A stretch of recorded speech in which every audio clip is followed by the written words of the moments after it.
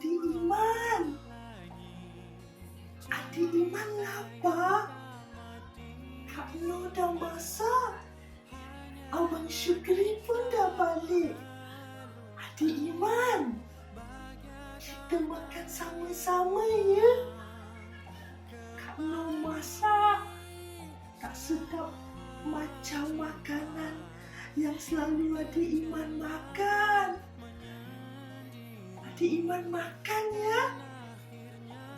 Ida, rezeki kau dekat tangan aku lah Ida. Panggil budak dekat bawah tu masuk. Dari tadi lagi terpekik-pekik. Ada hati nak cakap aku dengan anak aku ahli neraka. Engkau pun kaki maksiat. Mak Bos, Jibat ada bawakan tapai Mak Bos. Ira suka tapai Mak Bos. Jibat bawa beli banyak Mak Bos. Banyak Jibat beli tapai. Lepas tu Jibat buat asam boy Mak Bos. Jibat bawa asam boy.